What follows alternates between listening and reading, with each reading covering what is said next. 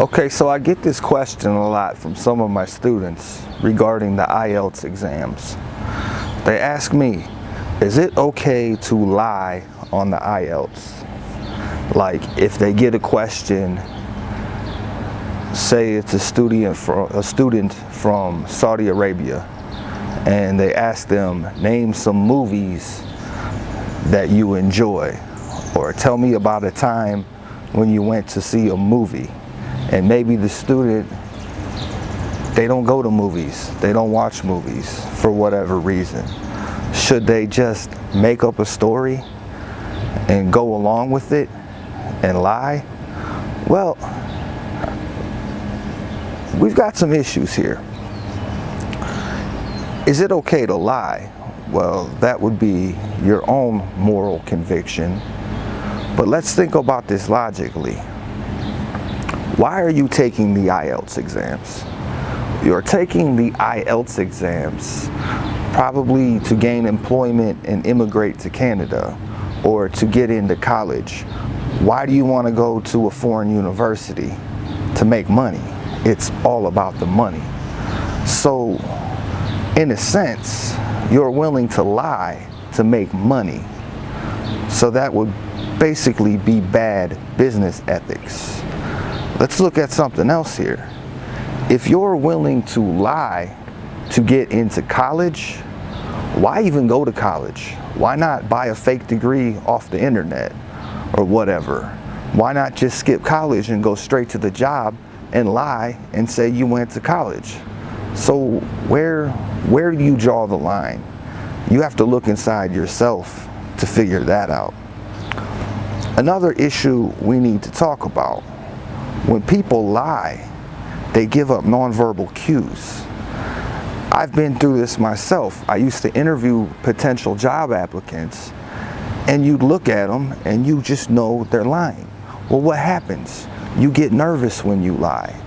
A lot of things disconnect. Like, for example, when people lie, their nonverbal and their verbal cues don't match up. They'll do something like, they'll say, no, I didn't do that, no, instead of saying, no, they're nervous. Their brain is not coordinating properly. Another thing a lot of people do is when you get nervous, the blood runs from your ears, it runs from your nose. You'll see people lying, they'll play with their ears. Yes, I went to college, yeah, I went there. It's a dead giveaway. Another thing people do is they can't keep eye contact. They talk like this. Yes, I went to college.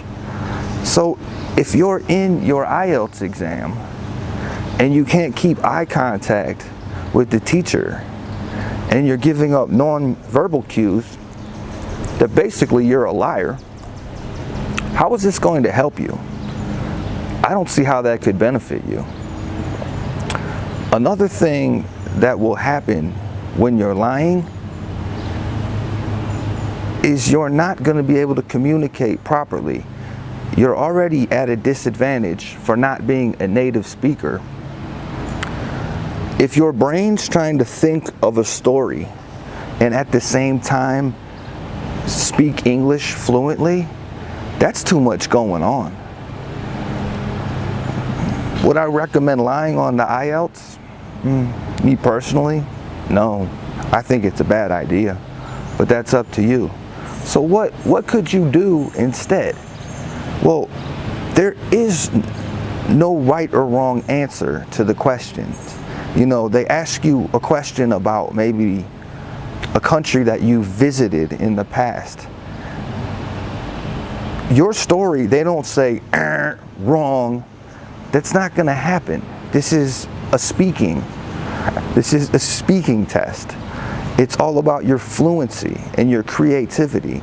So what could you do?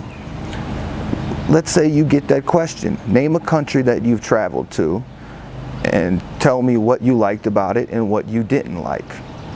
Well, if you've never been to another country, just tell them that. say, well, I've never visited another country. Then talk about a place you might like to visit. Did you answer the question? Yeah, you answered it. You just twisted it a little bit. So now it comes down to all on your speech level, your level of speech. It comes down to your skill level. But you completely blocked out a lot of the nervousness and anxiety that will come with lying. I wouldn't recommend it, but it's up to you. So thank you for checking out my rant here and listening to my 2 cents. Like, subscribe to my channel, and I'll see you guys next time.